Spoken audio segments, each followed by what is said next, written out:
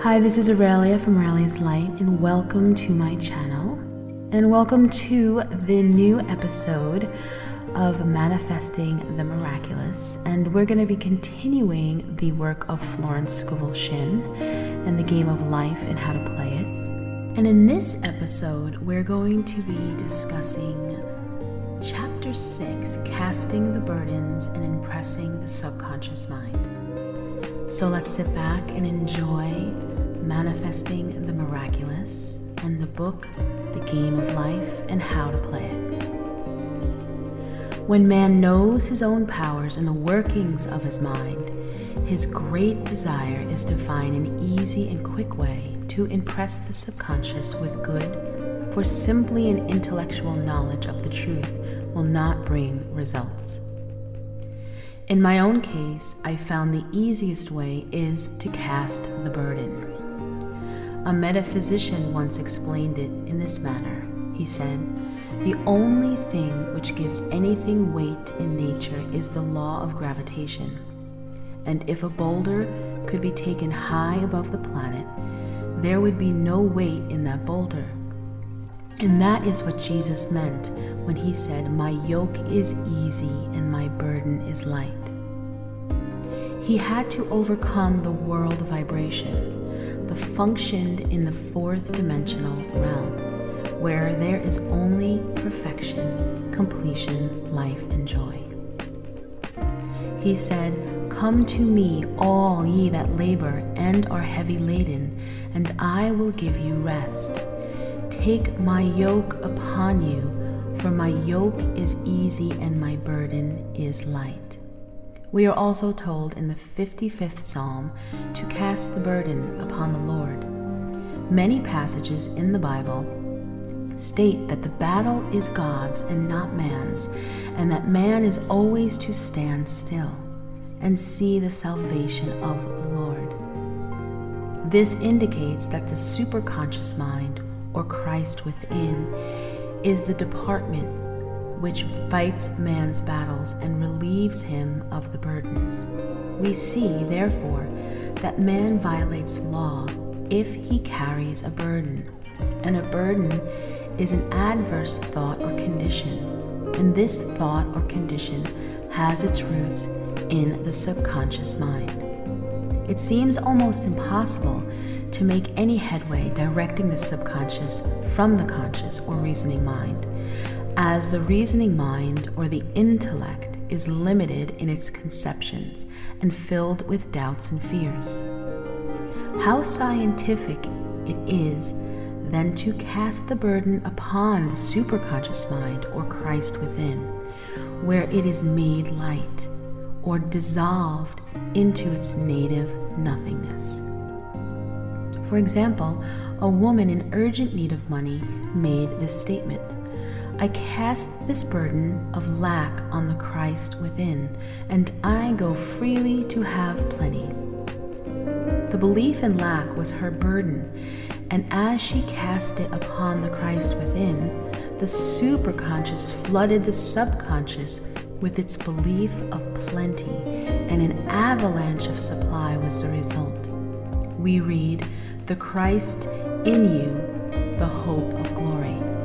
Another example, one of my students had been given a new piano, and there was no room in her studio for it until she moved out of the old one. She was in a state of perplexity. She wanted to keep the old piano, but knew of no place to send it. She became very desperate, as the new piano was to be sent to her immediately. In fact, was on its way with no place to put it. She said it came to her to repeat, "I cast this burden on the Christ within, and I go free." A few minutes later, her phone rang, and a woman friend asked if she might rent her old piano, and it was moved out a few minutes before the new one had arrived. I know another woman whose burden was resentment, and she said, "I cast this burden of resentment on the Christ within, and I go free to be loving, harmonious, and happy." The almighty superconscious flooded the subconscious with love, and her whole life changed. For years, resentment had held her in a state of torment and imprisoned her soul, the subconscious mind. The statement should be made over and over and over, and sometimes for hours at a time, silently or audibly, with quietness but determination. I have often compared this to winding up a vitrola or an old record player. We must wind ourselves up with the spoken word. I have noticed in casting the burden, after a while one seems to see it clearly. It is impossible to have clear vision while in the throes of a carnal mind. Doubts and fear poison the mind and body, and the imagination runs riot, attracting all sorts of disease and disasters. In steadily repeating the affirmation, I cast this burden on the Christ within and go free. The vision clears, and with it a feeling of relief, and sooner or later comes the manifestation of good, be it health, happiness, or supply. One of my students once asked me to explain the darkness before the dawn. I referred in another chapter to the fact that often before the big demonstration, everything seems to go wrong, and deep depression clouds the conscious. This means that out of the subconscious are rising the doubts and fears of the ages. These are derelicts of the subconscious, rise to the surface just to be put out and to be seen. It is then that a man should clap his cymbals like Jehoshaphat and give thanks that he is saved, even though he seems surrounded by the enemy, the situation that he sees of lack or disease. The student continued, "How long would one remain in that darkness?" And I replied, "Until one can see in the dark. And casting the burden enables one to see in the dark. In order to impress the subconscious mind, active faith is always essential. Faith without works is dead." In these chapters, I have endeavored to bring this point. Jesus showed active faith when he commanded the multitude to sit down on the ground before he gave thanks for the loaves and the fishes. I will give another example showing how necessary this step is. In fact, active faith is the bridge over which man passes to the promised land.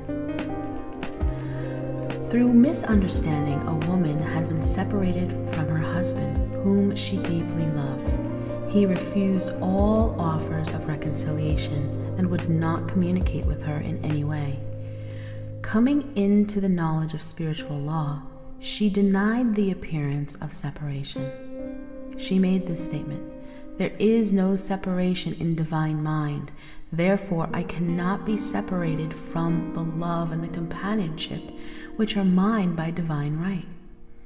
She showed active faith by arranging a place for him at the table every night, thereby impressing the subconscious with a picture of his return. Over a year passed, but she never wavered, and one day he walked in. The subconscious is often impressed through music. Music has a fourth dimensional quality and releases the soul from imprisonment. It makes wonderful things seem impossible and easy of accomplishment.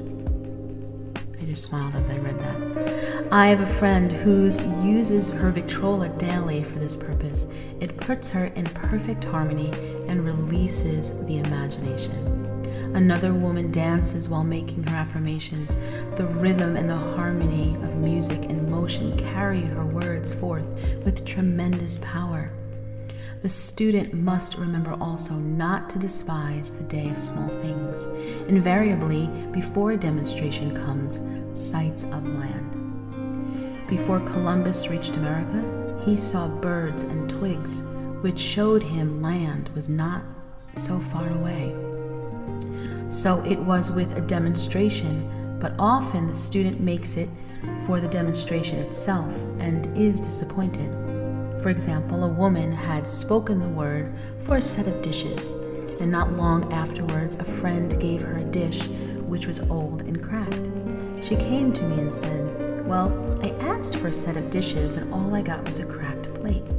I replied, the plate was only the signs of the land. It shows your dishes are coming. Look upon it as birds and seaweed. And not long after, the dishes came. Continually making believe impresses the subconscious. If one makes believe he is rich, he makes believe he is successful, and in due time he will reap.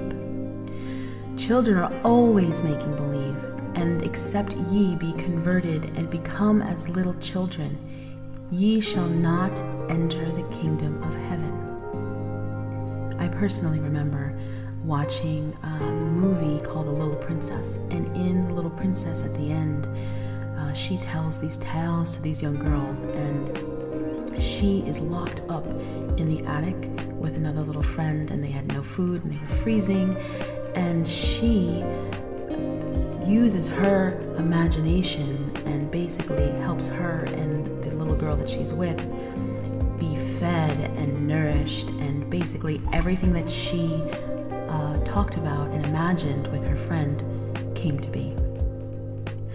Another woman who was very poor, but no one could make her feel poor. She earned a small amount of money from rich friends who constantly reminded her of poverty and to be careful in saving, regardless of their admonitions. She would spend all of her earnings on hats or make someone a gift and be in a rapturous state of the mind. Her thoughts were always centered on beautiful clothing and rings and things, but without envying others.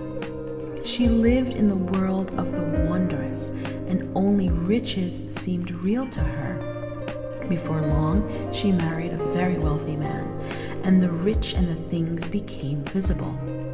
I do not know whether the man was the divine selection, but opulence had to manifest in her life, as she imagined only opulence. There is no peace or happiness for a man until he has erased all fear from the subconscious. Again, fear is misdirected energy and must be redirected or transmuted into faith. Jesus said, "Why are ye fearful, O ye of little faith? All things are possible to him that believeth." I am asked so often by my students, how can I get rid of fear? My reply is, by walking up to the thing you are afraid of. The lion takes its fierceness from your fear. Walk up to that lion and he will disappear. Run away and he runs after you.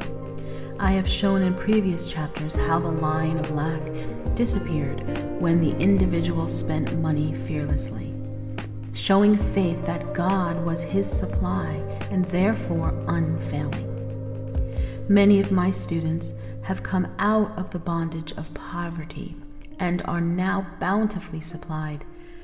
Through losing all fear of letting money go out, the subconscious is impressed with the truth that God is the giver and the gift. Therefore, as one is one with the giver, he is also one with the gift. A beautiful affirmation is, I now thank God, the giver, for God, the gift. Man has so long separated himself from his good and his supply through thoughts of separation and lack that sometimes it takes dynamite to dislodge these fears and the false ideas from the subconscious. And the dynamite is a big situation. We see in the foregoing illustration how the individual was freed from his bondage by showing fearlessness. Man should watch himself hourly to detect if his motive for action is fear or faith. Choose ye this day whom we shall serve, fear or faith. Perhaps one fear is of personality. Then do not avoid the people feared. Be willing to meet them cheerfully, and they will either prove golden links in the chains of one's good or disappear harmoniously from one's pathway. Perhaps one fear is of disease or germs.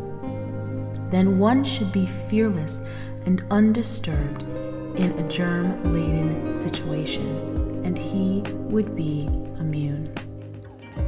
One can only contract germs while vibrating at the same rate as the germ, and fear drags men down to the level of the germ.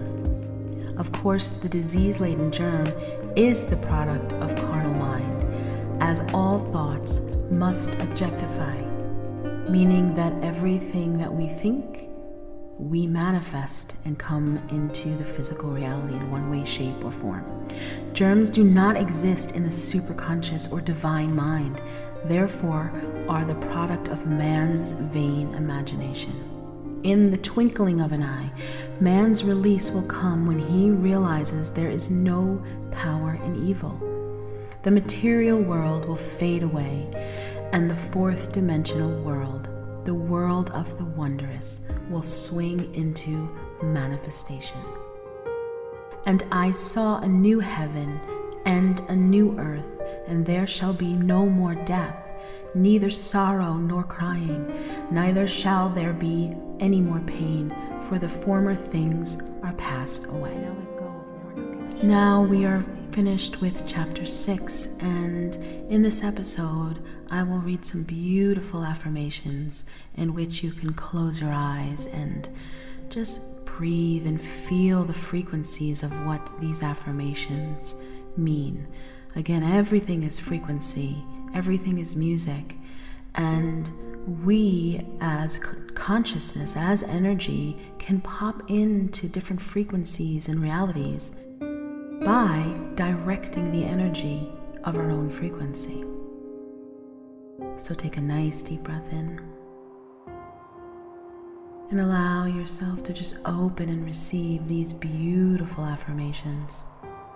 And affirmations can become prayer because you are aligning with the truth and the truth of the divine mind. Only that which is true of God is true for me, for I and the Father are one. For I and the Father are one. As I am one with God, I am one with good, for my God is both the giver and the gift. I cannot separate the giver from the gift. Divine law, divine love now dissolves and dissipates every wrong condition in my mind, body, and affairs, for I and the Father are one. Divine love is the most powerful chemical in the universe and dissolves everything which is not of itself. Divine love is the most powerful chemical in the universe and dissolves everything which is not of itself. Divine love is the most powerful chemical in the universe and dissolves everything which is not of it. And dissolves everything which is not of itself. For I and the Father are one. For I and the Father are